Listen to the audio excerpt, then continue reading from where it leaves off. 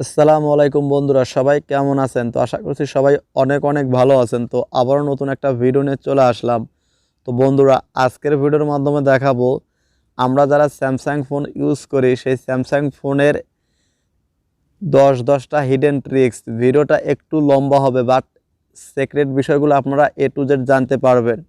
তো চলুন আমরা ভিডিওটা শুরু করি। আর আপনি যদি আমার এই ছোট্ট চ্যানেলটাতে নতুন এসে থাকেন তাহলে অবশ্যই আমার চ্যানেলটাকে সাবস্ক্রাইব করবেন এবং পাশে থাকা বেল বাটনটি বাজিয়ে দেবেন নতুন ভিডিওর নোটিফিকেশন সবার আগে পাওয়ার জন্য। আর আপনাদের কাছে আরও একটা অনুরোধ, আপনারা আমার যারা চ্যানেলটাকে সাবস্ক্রাইব করেছেন তারা অবশ্যই আমার ভিডিওগুলো দেখার চেষ্টা করবেন। এবং আমার যতগুলো ওয়াচ টাইম, বেশিরভাগ ওয়াচ টাইমগুলো আসে নন সাবস্ক্রাইব থেকে। আর যারা সাবস্ক্রাইব করেছেন তারা আমার ভিডিওগুলো হয়তো রেগুলার দেখেন না। তো যারা সাবস্ক্রাইব করেছেন অবশ্যই আমার ভিডিওগুলো রেগুলার দেখার চেষ্টা করবেন। তো চলুন আমরা হিডেন ফিচারগুলো স্টেপ বাই স্টেপ দেখে আসি, নতুন কিছু দেখি, নতুন কিছু শিখি।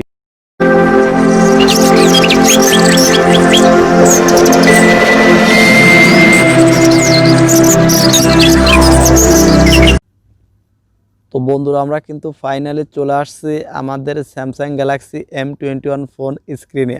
তো আমরা এখন এই ফোনের 10টা সেটিং আপনাদের মাঝে তুলে ধরব এবং প্রত্যেকটা সেটিং হিডেন ফিচার, এগুলো সাধারণ মানুষজন খুব কম জানে। তো আপনি ধৈর্য ধরে সম্পূর্ণ ভিডিওটা দেখুন। আপনি যদি একজন স্যামসাং লাভার হন বা আপনি যদি স্যামসাং ফোন ইউজ করেন, ভিডিওটা অবশ্যই আপনার কাজে লাগবে।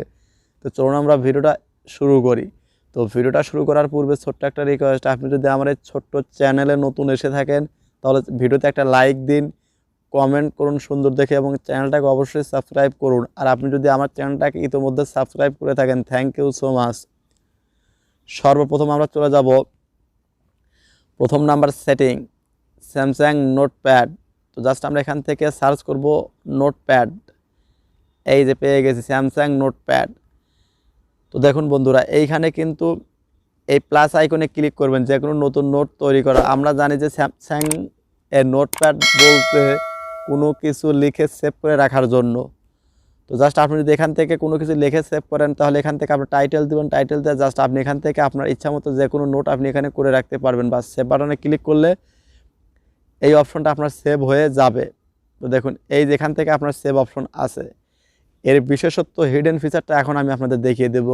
আপনি তো এভাবে কোনো লেখাকে সেভ করে রাখতে পারবেন। আপনি যদি চান যেখান থেকে লেখার কালার চেঞ্জ করতে পারবেন, এভরিথিং আপনি কিন্তু এখান থেকে করতে পারবেন। পেন্সিল আকারে করতে পারবেন, জাস্ট সবগুলো কিন্তু এখান থেকে আপনি করতে পারবেন।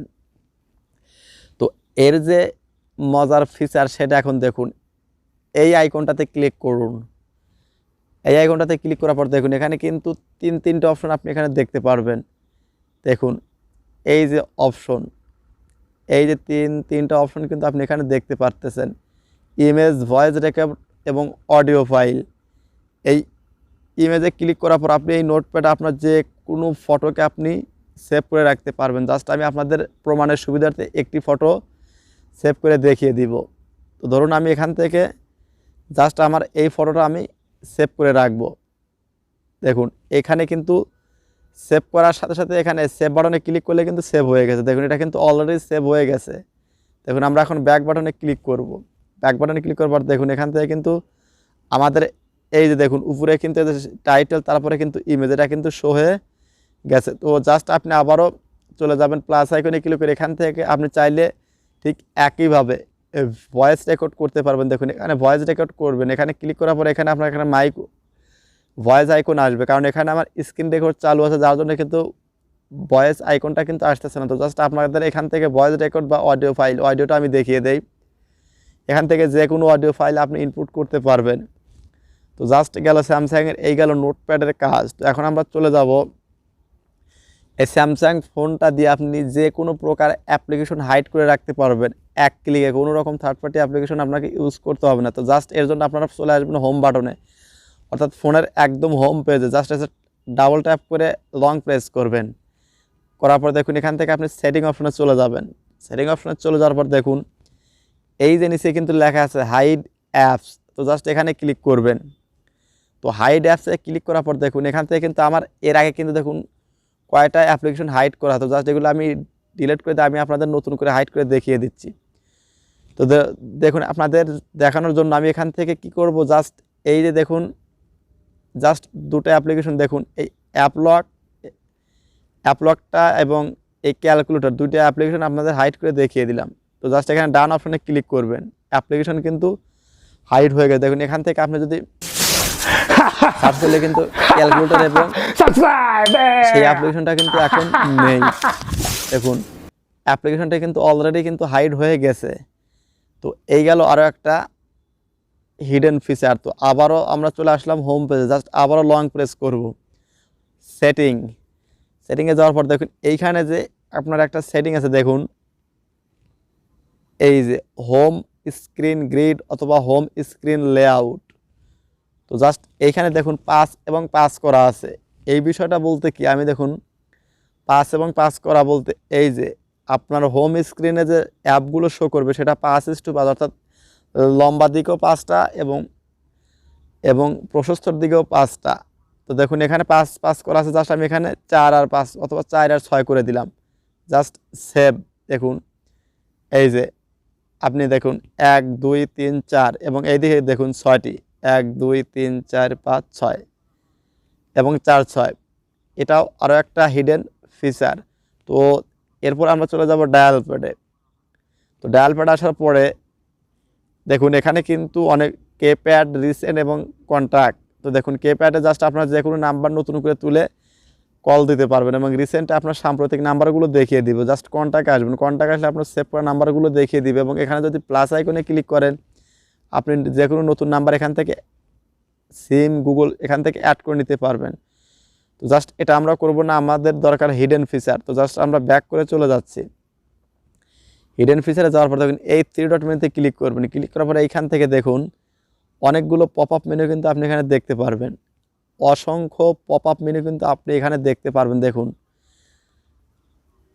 সব অসংখ্য হিডেন ফিচার কিন্তু আপনার এই স্যামসাং ফোনে দেওয়া আছে।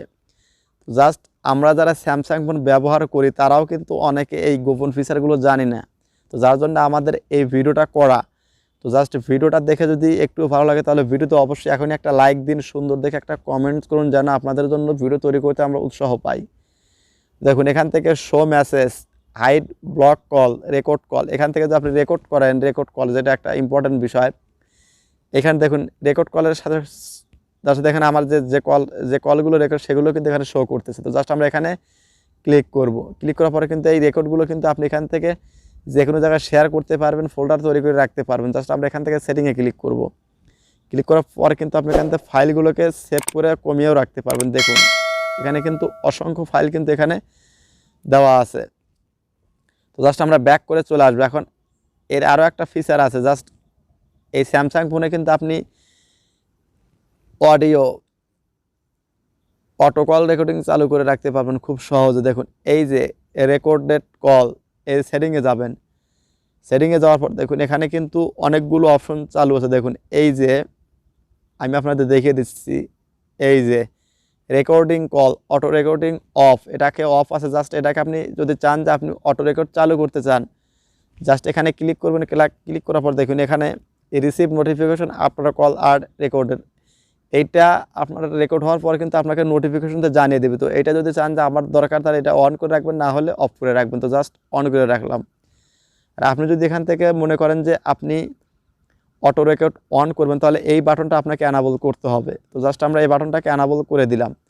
করে দেওয়ার পর জাস্ট আপনি এখন এখান থেকে কী করবেন, দেখুন অল নাম্বার, এখানে কিন্তু আরও 3টে অপশন পেয়ে গেলেন। তো just all number, unknown number এবং সিলেক্টেড নাম্বার, আপনি যদি এখান থেকে সিলেক্ট করে যে কোনো একটা স্পেসিফিক নাম্বার কিন্তু আপনি রেকর্ড করতে পারবেন। এবং আপনি যদি চান যে আনসেভ নাম্বারটা রেকর্ড হবে এবং আপনি যদি চান না অল নাম্বার, তাহলে সবগুলো রেকর্ড হবে। তো এইও গেল আরও বেশ কয়েকটা হিডেন ফিচার। তো এরপর আমরা চলে যাব আরও বেশ কয়েকটা সেটিংয়ে। দেখুন এই যে আমরা এখন চলে যাব আবারও ফোনের সেটিং অপশনটাতে। তো জাস্ট আমরা সেটিং অপশনে ক্লিক করে দিলাম। ক্লিক করে দেওয়ার পর দেখুন এইখান থেকে ডিভাইস কেয়ার নামে একটা অপশন পাবেন। দেখুন এই যে ডিভাইস কেয়ার,